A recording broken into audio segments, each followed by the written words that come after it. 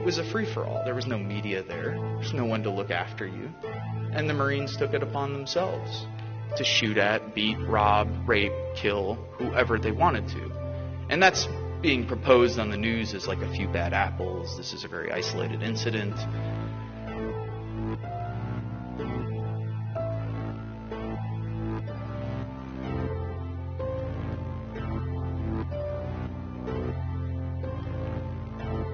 We pretend as though the military is like a jobs program. It's college benefits. You can learn job skills there. Trying to shift the way people have thought about the military. At essence, what the military is, of course, is an institution for death and destruction. So what you're taking is 17, 18, 19-year-old kids. You're putting them through 13 weeks of boot camp training. You're putting them through 8 weeks of school of infantry training. And after those 20 weeks of training, people are ready to kill. And you're ready to kill on command. And that's what you're meant to do. You're meant to be a mindless machine. You follow orders. That's what the military is all about. You don't think for yourself. You don't have agency. You're not a human being. You're a cog in a gigantic machine. And for those who have power and wealth, of course, you're just another number. And for the generals, you're just a body. That's what we used to refer to other Marines as bodies. Like, yeah, we need more bodies here. Get more bodies on the ground. Get more boots on the ground. You're not a person, you're a boot. Get more boots on the ground. And what's inherent to that training? Well, people in the Middle East are referred to as sand niggers, hajis, camel jockeys, towel heads, barbarians, terrorists, women, bitches, cunts. Women Marines referred to as WMs, walking mattresses. That's why 1 in 3 women who are coming back from military service are reporting military sexual trauma, because their fellow brothers are actually raping them while they're in the service. That's 1 in 3. It's not far removed from the 1 in 4 women in America who already report sexual trauma throughout their lives, or have experienced it at least once. So, again, firmly entrenched in the military culture and in the institution is patriarchy. And homophobia. Of course, everyone is referred to as a faggot, queer, pussy, a cunt. Again, reinforcing that you're weak, of course, if you're gay, bisexual, queer, so on and so forth.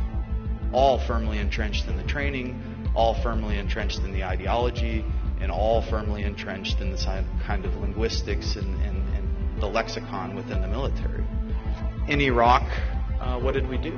We went on house raids, patrolled, either waited to get blown up by IEDs or mortars, because tactically it's insane. Everybody knows that you cannot win a counterinsurgency war, whatever winning would be.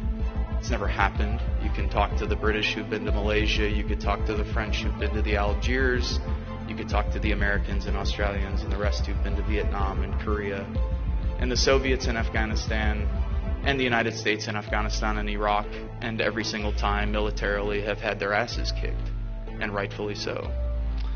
But have also caused tremendous amounts of death and destruction. 1 million Iraqis dead. 7 million Iraqis displaced within a country of 25 to 30 million people. An entire generation lost. People forget that when there's a war for 10 years, kids don't go to school. You don't develop.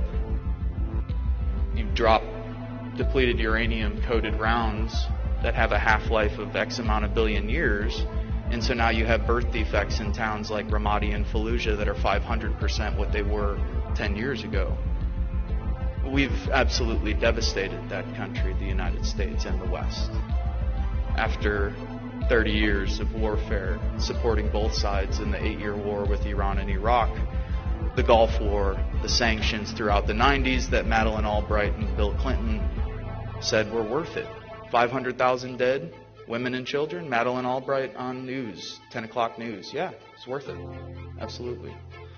What was happening over there? We were killing people. We were killing innocent people. People were being taken captive.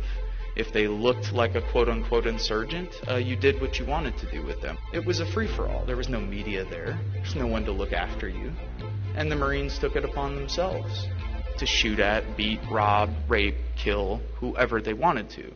And that's being proposed on the news as like a few bad apples. This is a very isolated incident. This, to me, is Western culture par excellence. This is exactly what this culture is built upon, and anyone, I think, who's telling anyone differently is absolutely insane, because we've robbed, beaten, raped, and tortured people from Vietnam to Southeast Asia to South America to Africa to the slaves that we brought over to the United States, and of course the indigenous people that we've genocidally murdered and displaced. We operate 900 to 1,000 military bases worldwide and have overthrown democratically elected governments from Libya to Iran to Chile, and right now as we speak, drones are killing civilians from Pakistan to Somalia, all in the name of American empire and all with American tax dollars.